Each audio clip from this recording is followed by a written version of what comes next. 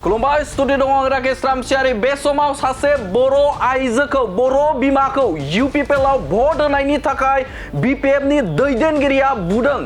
हरनि समाव थांनानै थामहिनबा बिथांखौ बे समाव इउपिपिएलआव माबेहाय भट होनांगौ होननानै गिबियाव सोंदों बेनि उनाव इउपिपिएलआव भट होदों होना बुंनाय लोगो लोगोनो बेखौ गाग्लोबदों सासे बर' आइजोखौ बर' बिमाखौ बे समाव गाग्लोबदों बिपिएफनि दैदेनगिरिया थारैनो भटनि मोनथाया गासिबावबो दं गासैहाबो सुबुंखान्थियाव भटनि गावबा गावनि जे मोजां मोननाय बिजाथि बे मोजां मोननाय बिजाथिनो भट होनांगौ बा भट होनो थाखाय मोनथाय दङ आरो बे मोनथायखौ बिपिएफनि दैदेनगिरिया बिपिएफनि सानैसो दुथां दैदेनगिरिया सासे बर' बिमाखौ जेब्लानो ब्रा ब्रा सोंबाय जे नोंथाङा बबेहाय भट होनाय माबेहाय भट होखो बे सोंनायनि फिनखौ सासे बर' बिमाया रान्दि बर' बिमाया बे समाव फिननाय होदोंमोन जे आङो इउपिपिएलआव भट होबाय इउपिपिएलनो भट होदों बे इउपिपिएलनि खामानि मावनायखौ मोजां मोननानै बे समाव इउपिपिएलनो आङो भट होदों होनना बुंनाय लोगो लोगोनो गाग्लोबदों बिपिएफनि सानै दुथाङा बे समाव सासे बर' बिमाखौ गाग्लोबदों सानै दुथाङा बे समाव थारैनो दुखुनांथाव बाथ्रा बे जाथाया जादों क'क्राझार जिल्लानि बेन्दोङाव थानाय सालाकाटि ब्लकनि सुतारपारा गामिनि साउथि बसुमतारीखौ बे समाव सानै बिपिएफनि दुथां जन बसुमतारी आरो सोमदोन बसुमतारीया बुदों साउथि बसुमतारीखौ बे समाव गाग्लोबदों इउपिपिएलआव भट होनाय जाथायखौ बा भट होदों होनना बुंनाय लोगो लोगोनो सानै दुथां बिपिएफनि दुथां जन बसुमतारी गामिनिनो सुतारपारा गामिनिनो सोमदोन बसुमतारी जन बसुमतारीया साउथि बसुमतारीखौ गाग्लोबदों आरो बे समाव बे जाथायखौ लानानैनो सालाकाटि ब्लकनि दैदेनगिरिफोरा बे समाव थानायाव थांदों थामहिनबा बालाजान आउटपस्टआव बिथांमोननि बेरेखा जन बसुमतारी आरो सोमदोन बसुमतारीनि बेरेखा बे समाव एजार हैदों थामहिनबा एफआइआर होनायखौ नुनो मोनदों थारैनो बे समाव भट होनायनि मोनथाया साफ्रोमबो नोगोरारिनि मोनथाय आरो बे समाव जाय बिजाथिखौ मोजां मोनो जाय बिजाथिखौ हास्थायो दा बैफोर बिजाथिफोरनो भट होयो आरो बे समावनो सासे बर' बिमाखौ इउपिपिएलआव भट होनायनि थाखायनो बुनाया थारैनो इनाय जादों मानोना बे समाव सुबुंखान्थि हादराव भट होनायनि मोनथाया जाय बिजाथिखौ मोजां मोनो दा बै बिजाथिखौ भट होयो नाथाय बे समाव जुर जलमै बिपिएफआव भट होयैनि थाखाय इउपिपिएलनो भट होनायनि थाखायनो बे समाव बुदों सानै दुथां जन बसुमतारी आरो सोमदोन बसुमतारी बिथांमोना आरो बे समाव सालाकाटि ब्लकनि दैदेनगिरिफोरा इउपिपिएलनि दैदेनगिरिफोरा गावसोरनि सापर्टार साउथि बसुमतारीखौ हेफाजाब होनानै बे समाव बालाजान तिनालि आउटपस्टआव एफआइआर होनायखौ नुनो मोनदों आरो थाबैनो दुथां दायनिगिरि जन बसुमतारी सोमदोन बसुमतारीखौ गोख्रों राहा लानांगौ होननानै बुंथिनायखौबो नुनो मोनदों आरो बे समाव साउथि बसुमतारीया बुंथिनायखौ नुनो मोनदों बिथाङा बुंदों बे समाव बिथांखौ न'आव सौहैग्रो भट होखांनानै न'आव सौहैग्रोमोना थामहिनबा बिथांखौ सोंदोंमोन जन बसुमतारी सोमदोन बसुमतारी मोना जेब्ला जौ लोंनानै बिथांमोना दङमोन अब्ला साउथि बसुमतारीया भट होखांनानै न'आव थांदोंमोन आरो न'आव थांग्रा मोनानो बिथाङा सोंदोंमोन भटखौ बहा होनाय आरो बिथाङा साउथि बसुमतारीया बिथाङा रोखा बुंदोंमोन जे आङो इउपिपिएलनि मानसि आङो इउपिपिएलआवनो होबाय होननानै बाथ्रा बुंदोंमोन आरो बे बाथ्रा बुंनायखौ खोनानाय लोगो लोगोनो जन बसुमतारी आरो सोमदोन बसुमतारीया बिथांखौ गाग्लोबदों सासे रान्दि बर' बिमाखौ बे समाव गाग्लोबनाया थारैनो मुगैजाथाव बे समाव साउथि बसुमतारीया बिथांमोननि सायाव जन बसुमतारी आरो सोमदोन बसुमतारीखौ थाबैनो बे समाव हमनांगौ होननानै दाबि खालामनायखौ नुनो मोनदों आरो बिथाङा जोबोदनो दुखु मोनदों होननानै बाथ्रा बुंदों मानोना बिथांखौ आखाइ आथिं गासिबावबो मोखां गासिबाव गाग्लोबदों होननानै बाथ्रा बुंनायखौ नुनो मोनदों बे समाव नोंथांमोननि बे जाथायनि सायाव नोंथांमोननि गेजेराव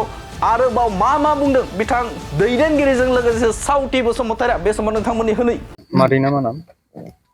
आंना साउथि बसुमतारी मा गामि सुथारपारा सुथारपारा मा जाथाय जायामोन बिदिनो दरखं गास्ला मोनै बबाव होआ होनबाय आहाबो ट्रेक्टराव होदों होनबाय दाना ट्रेक्टराव खामानि गैया लाब गैया ट्रेक्टरा बायजोब्बाय होननानै बुंबाय ट्रेक्टराव ओमफ्राय आंहा जेरावखि होआ होलाबायबाय आं ट्रेक्टराव होदों ट्रेक्टरनि मानसि नालाय होनना बुंदों आं माला जायामोन ओरैनो माला जायामोन दहायसो 12था समाव सोरमोन बे सोमदोन ओमफ्राय खायला होनो नामगारिखौ सासेया माबा जन बिसोरो नांगालनि नालाय ओमफ्राय नांगालाव होआखैना नोंसोरो नांगालाव होआबा बिमाखौ सोंलायबाय ओमफ्राय बबावहाय होआ होनना बुंनाय बिमाखौ आंहा नांगालाव होनबाय नांगालाव होनानै नोंहा मा लाब जाखो बे माबायाव ट्रेक्टराव जाहैदो नोङो ट्रेक्टराव जाहैदो होननानै बिमबाय बिमाखौ ओमफ्राय बिमाया बुंबाय आंनो माबा बे 1200 थाखाया हो 1200 नांगालाव होदों नालाय 1200 होदो होनना बुंबाय फिसाला बनखौ ओमफ्राय मा बेलाय आंनि नामखौ मख'नानै होनबाय बेनाव बि उरुना दैखौ होनदों बेनाव बेनो होगोन होनना बुंबाय फैसाखौ बेनो होनो हायो ट्रेक्टरनि मानसि नालाय बेवहाय बेनाव मोनगोन जोंनाव मानो बेनाव मोननो हालाय होनबाय बिमाखौ मा गामिनि बिसोरो गामिनि गोजा सानैबो गामिसेनो बे बिमाखौबो बिदो होनबाय बिमाजों आंजों दरखंल' गाहांदोंमोन बेवहायनो गावस्रा लोंनानै दंखायो सानैजों दाना आंखौ जौ बायनो थिनबाय जौखौ आं लाया होनना बुंबाय आं जिरायहांनायावनो जि बुहैबाय आंखौ थांनो बुहैबाय गस्लायाबो नै जिजोबदों माबा गस्लाखौ आयु मारै गस्ला जिखो नंबाय आङो गस्लाखौ ओमफ्राय आङो मनायाव सोनानै लाबोबाय गावसिनि न'निफ्राय गस्लाया बोरै जिखौ सानलायलायबाय आं थालखौनो मोनाखै खानायनि खिलिबाबो बायजोबलायबाय बुरला जारला जाजोब्बाय खानाया आघात जादों बेलाय बिखायावबो सादों आरो नैबे फाफ्लिखौबो फाफ्लिखौ थिखोनो हाया बे फाफ्लि माजों बुखो गानाय बायदि मोनो दा मिजौ जिनो बिखायाव हां लानो हाया दा नैबे बिखायाव सायो डक्टर नायजायाखै दा नायजाबाय दा नायजादों दिनै जिनाखि सालाकाटि समस्तिनि सिङाव थानाय कारिगाव थारं सेरफां प्राइमारिनि सिङाव सुथारपारा गामियाव 12थासो टाइमाव खोब मोनसे आनफर्चुनेट सासे व्यक्तिनि न'आव माखासे माने एन्टि इनकाम्बेन्सिनि पार्टिकुलारलि बुंनो थाङोब्ला दिनै बिपिएफनि कर्मिफ्रा जोंनि जिनाखि सापर्टार बिथांनि मुङा जाहैबाय साउथि बसुमतारी बिथाङा दिनै गामियावनो सासे मानसिनि न'खराव थांदोंमोन बे थांनायाव बै जिनाखि बिपिएफनि कर्मि बिथांमोनहा दाख्लै 7 तारिखआव जानानै थांनाय जिनाखि निर्बासन बेखौ लानानै कन्ट्रभार्सियेल जालायनानै दिनै जोंनि जिनाखि सापर्टार सुथारपारानि साउथि बसुमतारी बिथांखौ फिजिकेल पानिशमेन्ट बिथांमोना होदों दा बे जोंनि थाखाय मोनसे खोब साननो गोनां दुखुनांथाव दिनै दरसे गामिनि बा गामि दरसेयाव थालायनानै दिनै सासे रान्दि मानसिखौ भट होनायखौ लानानै दिनै बेफोरबादि थासारि खालामनाया जोंनि समाजाव बा गामि दरसेयाव थांनानै थानायाव मोनसे साननो गोनां मोनसे दुखुनांथाव मोनसे जाहैदों दा बियो मोनसे खोब दिनैनि दिनाव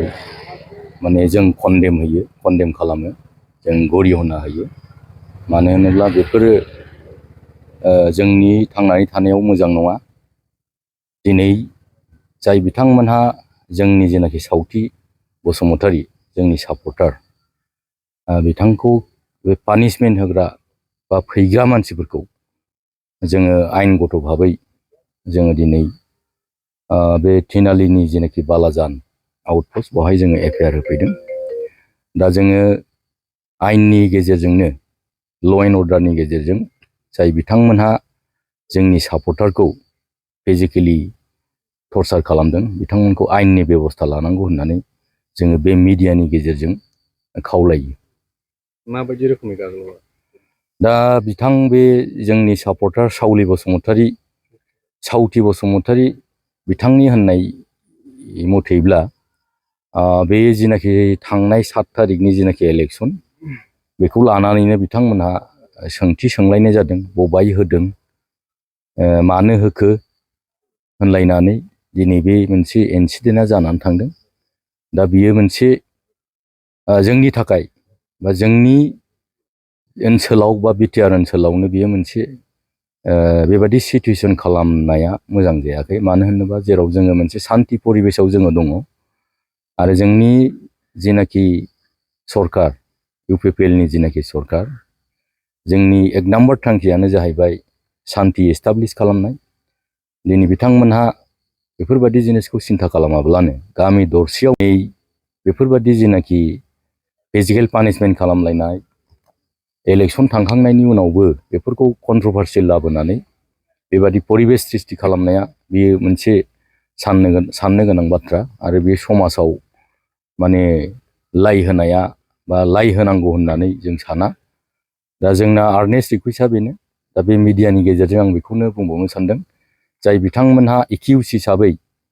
दिनै एफआइआर होजादों बिथांमोनखौ आयेनगत भाबै आयेनाव मा सिस्टेम दं बिनि गेजेरजों बिथांमोनखौ सास्ति होनांगौ होननानै जोङो बे मिडियानि गेजेरजों माने खावलायो। मोनसे गोजोनथाव खौरां, नोंथाङा नोंथांनि न'खौ समायना रमायना जोंख्लाब माख्लाब खालामनो गोसो दं नामा? थारैनो नोंथाङा नोंथांनि न'खौ समायना रमायना साजायनो गोसो दंब्ला नोंथांमोननि थाखाय बिजनेस बेन्स प्रडाक्ट्स कम्पानिया गोजोनथाव खौरां लानानै फैदों। गोदान बोसोर रंजालि बैसागु फोरबोजों लोब्बा लाखिनानै बेन्स प्रडाक्ट्स कम्पानिया नोंथांमोननि थाखाय अफार होनाय जादों। चिरां जिल्ला बेंटल गेट 27 राजा लामानि एबा सिबिथाय लामानि साखाथियाव नोंथांनि न'खौ समायना रमायना खालामनो गोसो जानाय रायजो राजाफोरनि थाखाय बिजनेस बेन्स प्रडाक्ट्सआ लानानै फैदों गोजोनथाव खौरां। पलिग्रेनाइट, WPC एबा PVC, wooden flooring, wallpaper, steel roofing, soffit ceiling बायदि गाबनि न' साजायग्रा खम बेसेनावनो नोंथांमोना बायनानै लांफैनो हागोन। बेनि अनगायैबो नोंथाङा गोबां बाथ्रा मिथिनो थाखाय नैबे 8474015053 जानबुं नम्बरनि गेजेरजों नोंथाङा फन खालामनानै मिथिनो हागोन।